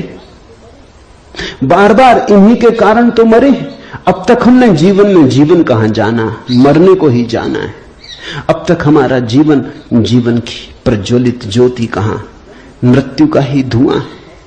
जन्म से लेकर मृत्यु तक हम मरते ही तो हैं, धीरे धीरे जीते कहां, रोज रोज मरते। जिसको हम जीवन कहते हैं वो एक सतत मरने की प्रक्रिया है। अभी हमें जीवन का तो पता ही नहीं, तो हम जिएंगे कैसे? ये शरीर तो रोज छीन होता चला जाता है, ये बल तो रोज खोता चला जाता है, ये भोग और विषय तो रोज हमें चूसते चले जाते, जरा जीर्ण करते चले जाते। ये विषय और कामनाएं तो छेदों की तरह, इनसे हमारी ऊर्जा और आत्मा रोज बहती चली जाती। आखिर में घड़ा खाली हो जाता, उसको हम मृत्यु कहते। तुमने कभी देखा, अगर छिद्र वाले घड़े को कुएं में डालो तो जब तक घड़ा पानी में डूबा होता है भरा मालूम पड़ता है। उठाओ पानी के ऊपर, खींचो रस्सी, बस खाली होना शुरू हुआ। जोर का शोरगुल होता है, उसी को तुम जीवन कहते हो। जलधारें गिरने लगती, उसी को तुम जीवन कहते हो। और घड़ा जैसे जैसे पास आता है, हाथ के खाली होता चला जाता। जब हाथ में आता है तो खाली घड़ा, जल की एक बूंद भी नहीं। ऐसा ही हमारा जीवन है। बच्चा पैदा नहीं हुआ, भरा मालूम होता है। पैदा हुआ कि खाली होना शुरू हुआ। जन्म का पहला दिन मृत्यु का पहला दिन है, खाली होने लगा। एक दिन मरा, 2 दिन मरा, 3 दिन मरा। जिनको तुम जन्मदिन कहते हो, अच्छा हो मृत्यु दिन कहो तो ज्यादा सत्यतर होगा। 1 साल मर जाते हो, उसको कहते हो चलो एक जन्मदिन आ गया। 50 साल मर गए, कहते हो 50 साल जी लिए, स्वर्ण जयंती मनाए। 50 साल मरे, मौत करीब आ रही, जीवन दूर जा रहा है, घड़ा खाली हो रहा है। जो दूर जा रहा है उसके आधार पर तुम जीवन को सोचते हो, या जो पास आ रहा है उसके आधार पर? यह कैसा उल्टा गणित। हम रोज मर रहे हैं, मौत करीब सरकती आती। अष्टावक्र कहते हैं विषय हैं विषवत, क्योंकि उन्हें खा खा के हम सिर्फ मरते, उनसे कभी जीवन तो मिलता नहीं। यदि तू मुक्ति चाहता है हे तात, हे प्रिय, तो विषयों को विष के समान छोड़ दे और क्षमा, आर्जव, दया, संतोष और सत्य को अमृत के समान सेवन कर। अमृत का अर्थ होता है जिससे जीवन मिले, जिससे अमृतत्व मिले, जिससे उसका पता चले जो फिर कभी नहीं मरेगा। तो क्षमा, क्रोध विष है, क्षमा अमृत है। आर्जव, कुटिलता विष है, सीधा सरलपन आर्जव अमृत है। दया, कठोरता, क्रूरता विष है, दया, करुणा अमृत है। संतोष, असंतोष का कीड़ा खाए चला जाता। असंतोष का कीड़ा हृदय में कैंसर की तरह फैलता चला जाता है, विष को फैलाए चले जाता है। संतोष, जो है उससे तृप्ति, जो नहीं है उसकी आकांक्षा नहीं, जो है वो काफी से ज्यादा है, वो है ही काफी से ज्यादा। आंख खोलो जरा देखो, संतोष कोई थोपना नहीं है ऊपर जीवन को। जरा गौर से देखो, तुम्हें जो मिला है वो तुम्हारी जरूरत से सदा ज्यादा है। तुम्हें जो चाहिए वो मिलता ही रहा है। तुमने जो चाहा है वो सदा मिल गया है। तुमने दुख चाहा है तो दुख मिल गया है, तुमने सुख चाहा है तो सुख मिल गया है। तुमने गलत चाहा तो गलत मिल गया है। तुम्हारी चाह ने तुम्हारे जीवन को रचा है। चाह बीज है, फिर जीवन उसकी फसल है। जन्मों जन्मों में जो तुम चाहते रहे हो वही तुम्हें मिलता रहा है। कई बार तुम सोचते हो हम कुछ और चाह रहे हैं, जब मिलता है तो कुछ और मिलता है। तो तुम्हारे चाहने में भूल नहीं हुई है, सिर्फ तुमने चाहने के लिए गलत शब्द चुन लिया था। जैसे तुम चाहते हो सफलता, मिलती है विफलता, तुम कहते हो विफलता मिल रही, चाही तो सफलता थी। लेकिन जिसने सफलता चाही उसने विफलता को स्वीकार कर ही लिया। वो विफलता से भीतर डर ही गया है। विफलता के कारण ही तो सफलता चाह रहा है। और जब जब सफलता चाहेगा तब तक विफलता का ख्याल आएगा। विफलता का ख्याल भी मजबूत होता चला जाएगा। सफलता तो कभी मिलेगी, लेकिन रास्ते पर यात्रा तो विफलता में ही बीतेगी। विफलता का भाव संघरीभूत होगा। वो इतना संघरीभूत हो जाएगा कि वही एक दिन प्रकट हो जाएगा। तब तुम कहते हो कि हमने तो सफलता चाही थी, लेकिन सफलता के चाहने में तुमने विफलता को चाह लिया। लाओजू ने कहा है सफलता चाहिए विफलता मिलेगी।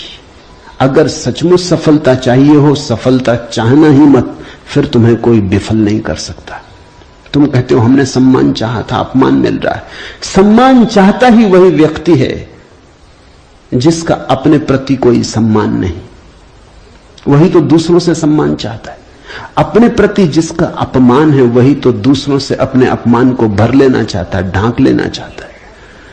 सम्मान की आकांक्षा इस बात की खबर है कि तुम अपने भीतर अपमानित अनुभव कर रहे हो।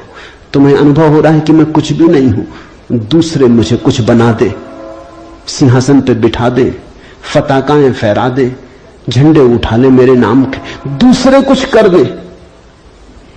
तुम भिखमंगे हो। तुमने अपना अपमान तो खुद कर लिया जब तुमने सम्मान चाहा, और यह अपमान गहन होता जाएगा। लाओसू कहता है मेरा कोई अपमान नहीं कर सकता क्योंकि मैं सम्मान चाहता ही नहीं। यह सम्मान को पा लेना है। लाओजू कहता है मुझे कोई हरा नहीं सकता क्योंकि जीत की हमने बात ही छोड़ दी। अब हराओगे कैसे? तुम उसी को हरा सकते हो जो जीतना चाहता है। अब ये जरा उलझा हुआ हिसाब है। इस दुनिया में सम्मान उन्हें मिलता है जिन्होंने सम्मान नहीं चाहा। सफलता उन्हें मिलती है जिन्होंने सफलता नहीं चाही, क्योंकि जिन्होंने सफलता नहीं चाही उन्होंने तो स्वीकार ही कर लिया कि सफल तो हम हैं ही, अब और चाहना क्या है। सम्मान तो हमारे भीतर आत्मा का है ही, अब और चाहना क्या है। परमात्मा ने सम्मान दे दिया तुम्हें पैदा करके, अब और किसका सम्मान चाहते हो। परमात्मा ने तुम्हें काफी गौरव दे दिया, जीवन दिया, यह सौभाग्य दिया कि आंख खोलो देखो हरे वृक्षों को, फूलों को, पक्षियों को, कान दिए सुनो संगीत को, जलप्रपात के मरमर को, बोध दिया कि बुद्ध हो सको। अब और क्या चाहते हो। सम्मानित तो तुम हो गए, परमात्मा ने तुम्हें प्रमाण पत्र दिया। तुम भिखारी की तरह किन से प्रमाण पत्र मांग रहे हो? उनसे जो तुमसे प्रमाण पत्र मांग रहे। ये बड़ा मजेदार मामला है। दो भिखारी एक दूसरे के सामने खड़े भीख मांग रहे। ये भीख मिलेगी कैसे? दोनों भिखारी। तुम किससे सम्मान मांग रहे हो? किसके सामने खड़े हो? ये अपमान कर रहे हो तुम अपना, और यही अपमान गहन होता जाएगा। संतोष का अर्थ होता है देखो जो तुम्हारे पास है, देखो जरा आंख खोल के जो तुम्हें मिला ही है। ये अष्टावक्र की बड़ी बहुमूल्य कुंजी है, ये धीरे धीरे तुम्हें साफ होगी। अष्टावक्र की दृष्टि बड़ी क्रांतिकारी है, बड़ी अनूठी है, जड़ मूल से क्रांति की है। संतोष और सत्य को अमृत के समान सेवन कर, क्योंकि असत्य के साथ जो जिएगा वो असत्य होता चला जाएगा। जो असत्य को बोलेगा, असत्य को जिएगा, स्वभावता असत्य से घिरता चला जाएगा। उसके जीवन से संबंध विच्छिन्न हो जाएंगे, जड़ें टूट जाएंगी। परमात्मा में जड़ें चाहते हो तो सत्य के द्वारा ही वे जड़ें हो सकती हैं। प्रामाणिकता और सत्य के द्वारा ही तुम परमात्मा से जुड़ सकते हो। परमात्मा से टूटना है तो असत्य का धुआं पैदा करो, असत्य के बादल अपने पास बनाओ। जितने तुम असत्य होते चले जाओगे उतने परमात्मा से दूर होते चले जाओगे। तू न पृथ्वी है, न जल है, न वायु है, न आकाश है। मुक्ति के लिए आत्मा को, अपने को, इन सब का साक्षी चैतन्य जान। सीधी सीधी बातें, भूमिका भी नहीं। अभी 2 वचन नहीं बोले अष्टावक्र ने कि ध्यान आ गया, कि समाधि की बात आ गई। जानने वाले के पास समाधि के अतिरिक्त और कुछ जताने को है भी नहीं। वो 2 वचन भी बोले, क्योंकि एकदम से अगर समाधि की बात होगी तो शायद तुम चौंक ही जाओगे, समझ ही ना पाओगे। मगर 2 वचन और सीधी समाधि की बात आ गई। अष्टावक्र 7 कदम भी नहीं चलते, बुद्ध तो 7 कदम चले, 8वें कदम पे समाधि। अष्टावक्र तो पहला कदम ही समाधि का उठाते। तू न पृथ्वी है, न जल, न वायु, न आकाश। ऐसी प्रतीति में अपने को थिर कर। मुक्ति के लिए आत्मा को, अपने को, इन सब का साक्षी चैतन्य जान। साक्षी सूत्र है, इससे महत्वपूर्ण सूत्र और कोई भी नहीं। देखने वाले बनो, जो हो रहा है उसे होने दो, उसमें बाधा डालने की जरूरत नहीं। ये देह तो जल है, मिट्टी है, अग्नि है, आकाश। तुम इसके भीतर तो वो दिए हो जिसमें ये सब जल, अग्नि, मिट्टी, आकाश, वायु प्रकाशित हो रही। तुम दृष्टा हो। इस बात को गहन करो। साक्षिणाम चिद्रूपम आत्मानम विद्धि। ये इस जगत में सर्वाधिक बहुमूल्य सूत्र है। साक्षी बनो। इसी से होगा ज्ञान, इसी से होगा वैराग्य, इसी से होगी मुक्ति। प्रश्न 3 थे, उत्तर 1 है। यदि तू देह को अपने से अलग कर और चैतन्य में विश्राम कर स्थित है तो तू अभी ही सुखी, शांत और बंध मुक्त हो जाएगा। इसलिए मैं कहता हूं ये जड़ मूल से क्रांति है। पतंजलि इतनी हिम्मत से नहीं कहते कि अभी ही। पतंजलि कहते हैं करो अभ्यास, यम नियम साधो, प्राणायाम, प्रत्याहार, आसन शुद्ध करो। जन्म जन्म लगेंगे तब सिद्धि है। महावीर कहते हैं 5 महाव्रत, और तब जन्म जन्म लगेंगे, तब होगी निर्जरा, तब कटेगा जाल कर्मों का। सुनो अष्टावक्र को। यदि देहम पृथकृत्य चित्ति विश्राम्य तिष्ठसि अधुनैव सुखी शांतो बंध मुक्तो भविष्यसि। अधुनैव, अभी, यही, इसी क्षण। यदि तू देह को अपने से अलग कर और चैतन्य में विश्राम कर स्थित है, अगर तूने एक बात देखनी शुरू कर दी कि ये देह मैं नहीं हूं, मैं करता और भोगता नहीं हूं, ये जो देखने वाला मेरे भीतर छिपा है, जो सब देखता है। बचपन था कभी तो बचपन देखा, फिर जवानी आई तो जवानी देखी, फिर बुढ़ापा आया तो बुढ़ापा देखा। बचपन नहीं रहा तो मैं बचपन तो नहीं हो सकता। आया और गया, मैं तो हूं। जवानी नहीं रही तो मैं जवानी तो नहीं हो सकता। आई और गई, मैं तो हूं।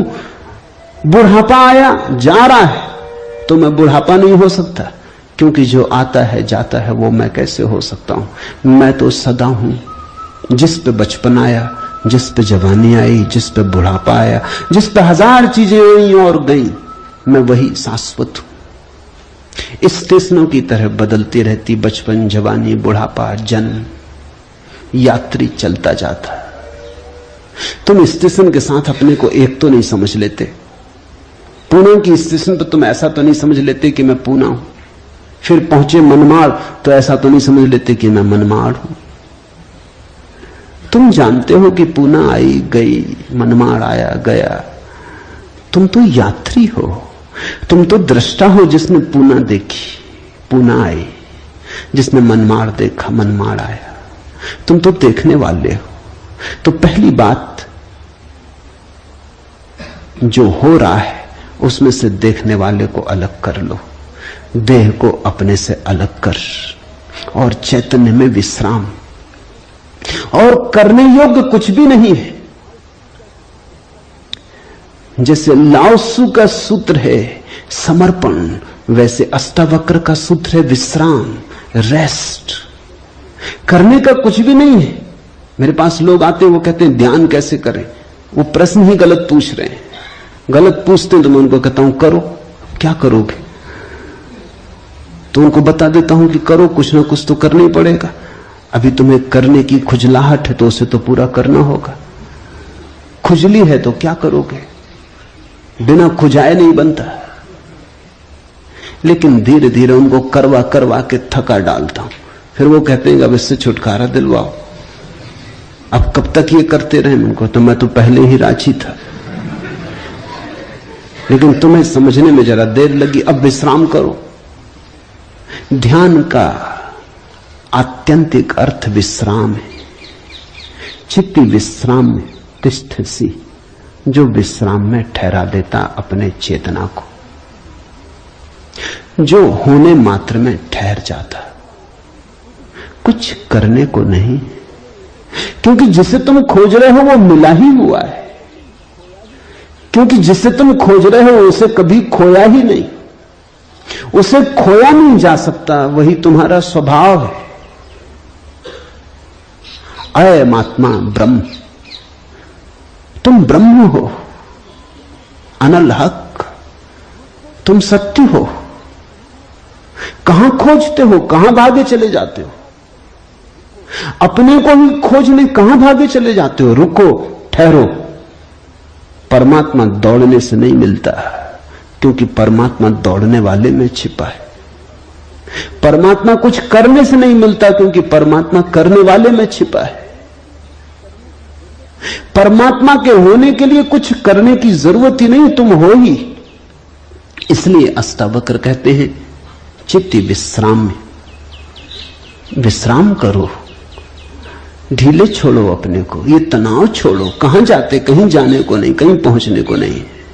और चैतन्य में विश्राम, तो तू अभी ही इसी क्षण अधुनैव सुखी, शांत और बंध मुक्त हो जाएगा। अनूठा है वचन, नहीं कोई और शास्त्र इसका मुकाबला करता है। तू ब्राह्मण आदि वर्ण नहीं, और न तू कोई आश्रम वाला है, और न आंख आदि इंद्रियों का विषय। असंग और निराकार तू सबका, विश्व का साक्षी है। ऐसा जानकर सुखी हो। अब ब्राह्मण कैसे टीका लिखे? तू ब्राह्मण आदि वर्ण नहीं। अब हिंदू इस शास्त्र को कैसे सिर पे उठाएं? क्योंकि उनका तो सारा धर्म वर्ण और आश्रम पे खड़ा है, और ये तो पहले से ही अष्टावक्र जड़ काटने लगे। वो कहते हैं तू कोई ब्राह्मण नहीं है, न कोई शूद्र है, न कोई क्षत्रिय है। ये सब बकवास है, ये सब ऊपर के आरोपण है, ये सब राजनीति और समाज का खेल है। तू तो सिर्फ ब्रह्म है, ब्राह्मण नहीं, क्षत्रिय नहीं, शूद्र नहीं। तू ब्राह्मण आदि वर्ण नहीं, और न तू कोई आश्रम वाला है, और न तो यह है कि तू ब्रह्मचर्य आश्रम में है, कि गृहस्थाश्रम में है, कि वानप्रस्थ की संन्यास। कोई आश्रम वाला नहीं है। तू तो इन सारी स्थानों के भीतर से गुजरने वाला दृष्टा साक्षी। अष्टावक्र की गीता हिंदू दावा नहीं कर सकते हमारी। अष्टावक्र की गीता सबकी है। अगर अष्टावक्र के समय में मुसलमान होते, हिंदू होते, ईसाई होते, तो उन्होंने कहा होता न तू हिंदू है, न तू ईसाई है, न तू मुसलमान है। अब ऐसे अष्टावक्र को कौन मंदिर बनाए? इसके लिए कौन इसके शास्त्र को सिर पर उठाए? कौन दावेदार बने? क्योंकि ये सभी का निषेध कर रहे हैं। मगर ये सत्य की सीधी घोषणा है असंग और निराकार, तू सबका विश्व का साक्षी है, ऐसा जानकर सुखी हो। अष्टावक्र ये नहीं कहता कि ऐसा तुम जानोगे तो फिर सुखी होगे। वचन को ठीक से सुनना, अष्टावक्र कहते हैं ऐसा जानकर सुखी हो। न त्वम विप्रादिको वर्णो नाश्रमी नाक्ष गोचरा, असंगो असि निराकारो विश्व साक्षी सुखी भव। सुखी भव, अभी हो सुखी। जनक पूछते हैं कैसे सुख होगा, कैसे बंधन मुक्ति होगी, कैसे ज्ञान होगा। अष्टावक्र कहता है अभी हो सकता, क्षण मात्र की भी देर करने की कोई जरूरत नहीं है। इसे कल पर छोड़ने का कोई कारण नहीं, स्थगित करने की कोई जरूरत नहीं। ये घटना भविष्य में नहीं घटती, या तो घटती है अभी या कभी नहीं घटती। जब घटती है तब अभी घटती है, क्योंकि अभी के अतिरिक्त कोई समय ही नहीं है। भविष्य कहां है? जब आता है तब अभी की तरह आता है। तो जो भी ज्ञान को उत्पन्न हुए हैं अभी उत्पन्न हुए। कभी पर मत छोड़ना, वो मन की चालाकी है। मन कहता है इतने जल्दी कैसे हो सकता है, तैयारी तो कर ले।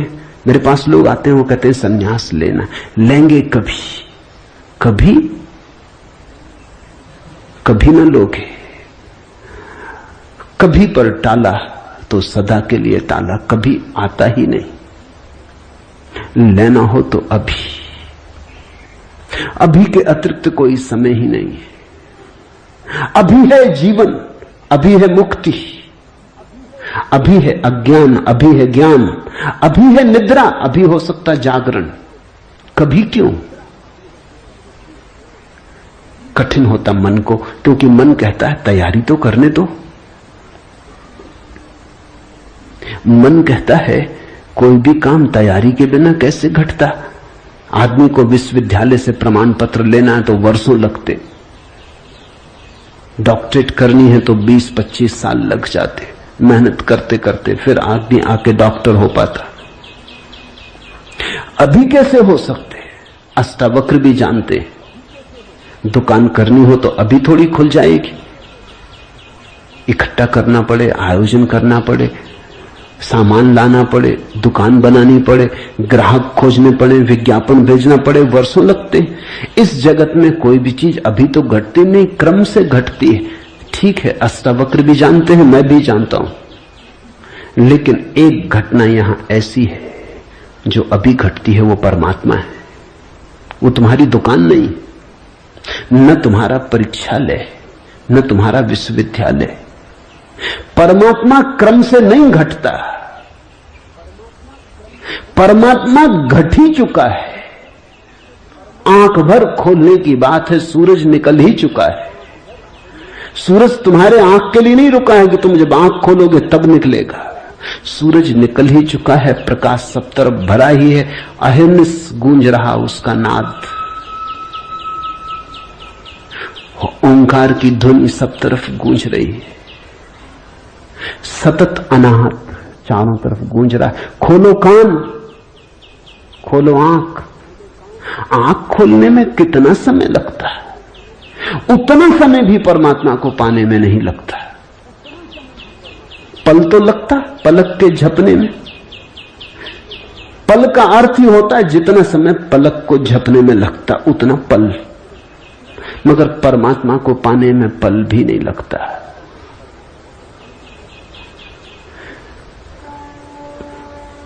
विश्व साक्षी असंगो वसी निराकारो सुखी भव, अभी वो सुखी।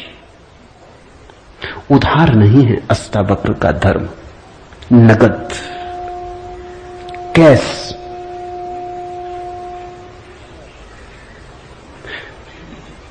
हे व्यापक, धर्म और अधर्म, सुख और दुख मन के। धर्म और अधर्म, सुख और दुख मन के, तेरे लिए नहीं है।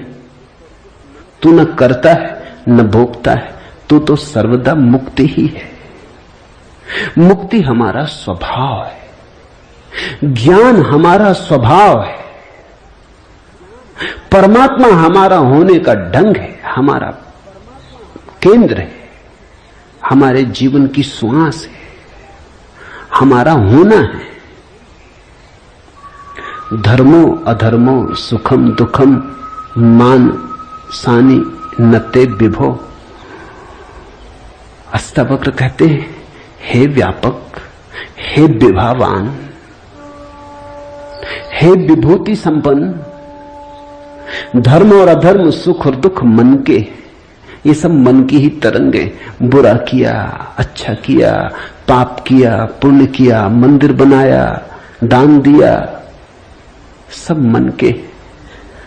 न कर्तासी न भोक्तासी, मुक्त एवासी सर्वदा। तू तो सदा मुक्त है, तू तो सर्वदा मुक्त है। मुक्ति कोई घटना नहीं है जो हमें घटानी, मुक्ति घट चुकी है हमारे होने में। मुक्ति से बना है ये अस्तित्व, इसका रोआ रोआ रंच रंच मुक्ति से निर्मित है। मुक्ति है धातु जिससे बना है सारा अस्तित्व। स्वतंत्रता स्वभाव है, ये उद्घोषणा। बस समझी कि क्रांति घट जाती है, समझने के अतिरिक्त कुछ करना नहीं। ये बात ख्याल में उतर जाए, तुम सुन लो इसे मन भर के बस।